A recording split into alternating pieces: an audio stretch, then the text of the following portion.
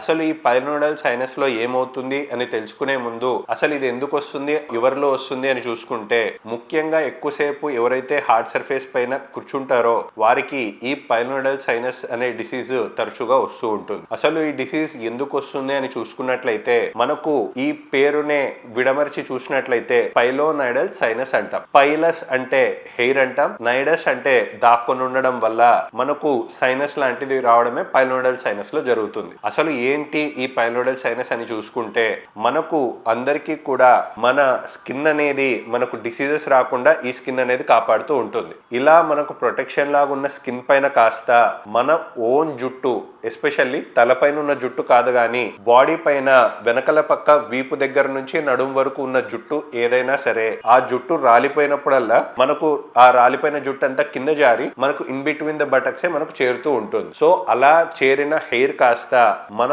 Own skin ని ఒక గుచ్చుకొని లోపలికి పెనట్రేట్ చేసుకుంటూ లోపలికి వెళ్ళి హెయిర్ ఫాలికల్స్ అన్ని లోపల వెళ్ళిపోయి చర్మం లోపలికి చొచ్చుకొని ఇన్ఫెక్షన్ లాగా దారి తీస్తే, ఆ ఇన్ఫెక్షన్ కాస్త ఎట్లయితే ముఖం పైన పింపుల్స్ అనేవి వచ్చి మనకు పస్ డిశ్చార్జ్ అనేది అప్పుడప్పుడు ఆ పింపుల్ పైలిపోయిన తర్వాత లైట్ గా బ్లడ్ డిశ్చార్జ్ అనేది ఎట్లయితే వస్తుందో, అదే విధంగా మనకు ఇన్ బిట్వీన్ ద బటక్స్ రెండు పిరుదుల మధ్యలో ఉన్న స్కిన్ మధ్యలో, ఎస్పెషల్లీ టెయిల్ బోన్ దగ్గర మనకు మన ఓన్ హెయిర్ పార్టికల్స్ లోపలికి చొచ్చుకొని ఇన్ఫెక్షన్ లా దారి తీసి చీములాగా గానీ రక్తంలాగా గానీ కొంచెం డిశ్చార్జ్ లాగా ఉంటే దాన్నే మనం పైలోనడల్ సైనస్ అంటాం.